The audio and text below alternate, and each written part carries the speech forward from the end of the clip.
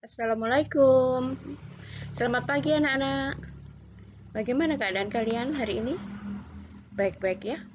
Semua sehat ya? Alhamdulillah.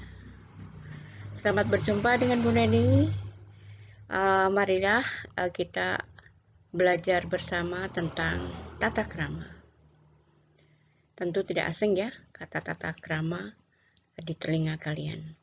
Tata krama berasal dari kata tata dan krama. Tata berarti tatanan, aturan, adat atau norma. Sedangkan krama berarti perilaku, sopan santun, kelakuan atau perbuatan. Maka tata krama bisa berarti aturan berperilaku. Nah, tata krama itu luas sekali ya. Hampir semua perilaku, semua perbuatan ada tata kramanya. Makan ada tata kramanya. Berbicara ada tata kramanya. Bergaul, kemudian berpenampilan, dan masih banyak lagi. Pokoknya hampir semua kegiatan, hampir semua perbuatan ada tata kramanya. Tapi hari ini kita akan belajar tata krama berbicara, tata krama bergaul, dan tata krama berpenampilan. Kita masuk ke poin 1, yaitu tata krama berbicara. Nah, apa toh tata krama berbicara itu? Apa saja dan bagaimana? Nah, sebelum ke sana kita harus lihat dulu. Harus tahu dulu siapa yang akan kita ajak bicara. Ataukah orang yang lebih tua, ataukah teman sebaya, atau orang yang baru kita kenal. Kemudian di mana tempat kita berbicara? Apakah di tempat yang formal atau sebaliknya yang non formal? Nah, kedua hal tersebut akan menentukan bahasa kita, bahasa yang akan kita pergunakan untuk berbicara dengan mereka. Sikap kita, tata cara kita, ini akan ditentukan dari siapa dan di mana kita bicara. Berbicara dengan Bapak Ibu guru tentu akan berbeda dengan berbicara sama teman sebaya. Hal-hal yang perlu kita hindari dalam berbicara, jika kita berbicara bersama-sama dengan banyak orang, yang pertama adalah memotong pembicaraan. Ini tidak sopan, ya. Kalau ada orang bicara, kemudian kita memotong begitu saja. Harus kita tunggu sampai selesai, baru kita bicara. Yang kedua, memborong pembicaraan. Ini juga tidak baik ya. Jadi kita bicara sendiri, kemudian tidak memberi kesempatan kepada lawan bicara, tidak memberikan kepada teman-teman lain untuk bicara. Ini juga kurang bagus. Kemudian tidak memandang lawan bicara ini juga patut kita hindari. Kalau kita ada orang bicara, kita harus melihatnya, kita harus memandangnya. Ini menunjukkan bahwa kita respect, kita respon, kita menjadi pendengar yang baik, ya. Ada lagi yang patut kita hindari, yaitu berbicara berkepanjangan yang tak tentu arah. Jadi keluar dari topik, bicara ke sana kemari, justru topiknya tidak kita utamakan, kita lupakan. Ini tidak bagus. Kemudian yang terakhir, tak acuh terhadap pembicaraan teman. Ini tidak baik, ya. Jadi kita tidak memperhatikan pembicaraan teman ini seperti meremehkan, nggak boleh. Jadi kalau ada orang bicara ya kita dengarkan, kita menjadi pendengar yang baik. Baiklah, selain tadi yang ada di atas, kita juga punya beberapa poin yang juga perlu kita hindari, kita perhatikan, yang perlu kita perhatikan, yaitu menggunakan bahasa yang tidak dimengerti oleh lawan bicara. Jadi misalnya demikian, kita ngobrol, ngomong, bicara pakai bahasa daerah Jawa, sedangkan di situ ada beberapa orang yang berasal dari luar Jawa, sehingga tidak paham dengan bahasa daerah Jawa, sehingga mereka bengong-bengong aja, bengong-bengong karena tidak mengerti apa yang kita sampaikan. Ini patut kita hindari. Kemudian, jangan berbisik ke salah satu teman bicara. Jika di situ banyak orang, kemudian kita berbisik kepada salah satu teman kita, ini sama sekali tidak sopan. Bisa membuat orang-orang lain yang ada di sekitar kita menjadi tersinggung. Walaupun yang kita bisikkan itu bukan hal yang buruk atau hal yang negatif. Nah, karena itu, usahakan kalau sedang berbicara dengan banyak orang, kita bicara secara multi arah. Artinya, hampir semua yang ada di situ kita ajak bicara. Kita tidak bicara sendiri, kita tidak hanya bicara dengan satu atau dua orang teman saja. Yang kedua, tata krama pergaulan. Ternyata pergaulan juga ada tata kramanya, ada. Apa yang patut kita perhatikan saat kita ingin bergaul dengan banyak orang?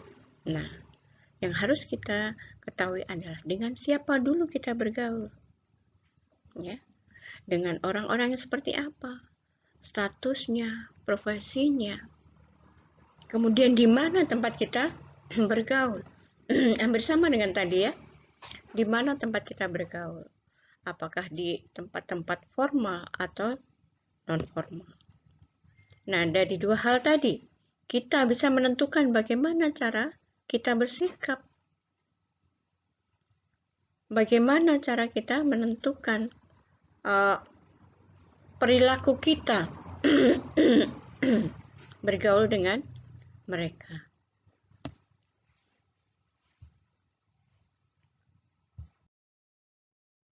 Nah, agar kita bisa serasi, hubungan kita bisa serasi dan selaras dengan etika pergaulan, maka ada beberapa hal yang bisa kita sikapi. Contohnya, kita harus peduli, kita harus acuh terhadap orang lain. Acuh loh ya. Acuh itu peduli. Acuh itu memperhatikan. Jadi kita tidak boleh tak acuh. Kita tidak boleh tak peduli. Tapi kita harus acuh, kita harus peduli. Kemudian, kebiasaan mengucap salam bila bertemu dengan seseorang. Mengetuk pintu bila ingin memasuki satu tempat. Mohon maaf bila terlambat atau melakukan kesalahan. Melakukan perintah dengan wajah jernih. Ini akan menunjukkan bahwa kita benar-benar ikhlas untuk melaksanakan perintah. Kemudian dapat menempatkan diri di mana kita berada. Rendah hati, artinya tidak ingin menang sendiri. Kemudian sanggup menyesuaikan diri dengan lingkungan.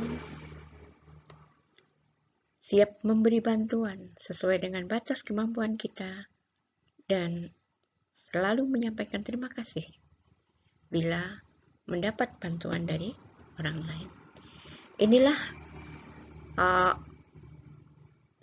harusnya sikap kita ya, agar hubungan nanti kita di masyarakat itu bisa serasi dan selaras dengan etika pergaulan.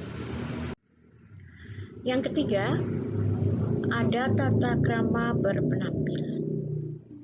Nah, ini yang perlu diperhatikan adalah satu, kesederhanaan, kerapian, kepantasan, dan kesahajaan.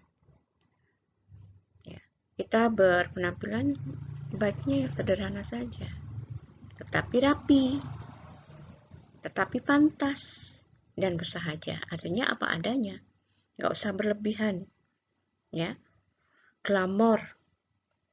Nah, Kemudian yang kedua, berpenampilan sesuai dengan waktu, apakah malam hari, siang atau pagi hari, kemudian tempatnya di mana, dan dalam acara apa. Ini menghindari biar kita tidak saltum ya, biar kita tidak salah kostum. Anak-anak, tata krama itu sangat penting dalam kehidupan kita. Dan ini berhubungan sekali dengan harga diri seseorang. Nah, bagaimana biar bisa menjadi manusia yang punya harga diri? Nah, ini tipsnya ya. 1, kita hindari perbuatan yang membuat orang lain tersinggung. Maka dari itu di mana-mana kita harus hati-hati. Berucap hati-hati, berperilaku hati-hati. Takut membuat orang tersinggung, walaupun niat kita tidak menyinggungnya. Kedua, tidak mengumpat atau menggunjing orang lain. Kita paham bahwa semua orang itu tidak sempurna, pasti punya kelebihan dan punya kekurangan. Tapi kekurangan mereka tidak perlu kita gunjingkan. Kemudian memberi penghargaan atau pujian atas prestasi atau hasil karya seseorang. Ya, orang dipuji itu pasti senang. Karena itu banyak-banyaklah memuji orang atas prestasinya atau hasil karyanya. Karena itu bisa membuat mereka lebih semangat lagi. Itu pahala loh buat kita, membuat orang senang. Dan yang terakhir, memanusiakan manusia. Ini artinya membuat mereka merasa dimanusiakan. Merasa dimanusiakan berarti gimana? Ya dihormati. Jadi membuat orang lain merasa terhormat dan dihargai. Ini namanya memanusiakan manusia. Nah, anak-anak, itu tadi beberapa tata krama yang bisa kita pelajari hari ini. Hanya sedikit. Ya, sekali lagi hanya sedikit karena tata krama itu luas sekali. Mungkin nanti pada kesempatan lain kita bisa kupas lebih dalam dan lebih lengkap lagi ya. Nggak apa-apa, belajar sedikit demi sedikit. Yang penting nanti kalau kita sudah tahu tata krama ini, kita bisa refleksikan dalam kehidupan sehari-hari. Ya, kita bisa memperbaiki perilaku yang mungkin saat ini masih belum baik. Namun sebelum Bu Neni akhiri, ada yang ingin Bu Neni sampaikan kepada kalian ini tentang budaya sekolah kita ya. SMP Negeri 8 Kediri itu punya budaya senyum, salam, dan sapa. Ini budaya yang sudah lama kita uri-uri, yang sudah lama kita lestarikan. Senyum dimaknai gambaran warga Spidela yang selalu dalam keadaan fine, dalam keadaan baik-baik, dalam keadaan prima, gembira, dan bahagia. Kemudian salam menggambarkan warga Spidela yang selalu welcome kepada siapapun, tidak pandang bulu dan tidak memilih-milih. Ya. Kemudian sapa menggambarkan warga Spidela yang selalu care kepada orang lain, selalu peduli kepada sesama. Nah, anak-anak, selamat ya buat kalian semua yang sudah menjadi warga SMP Negeri 8 Kediri yang nantinya akan ikut nguri-nguri dan melestarikan budaya sekolah kita. Baiklah, Bu Neni akhiri. Sampai jumpa pada kesempatan mendatang. Assalamualaikum warahmatullahi wabarakatuh.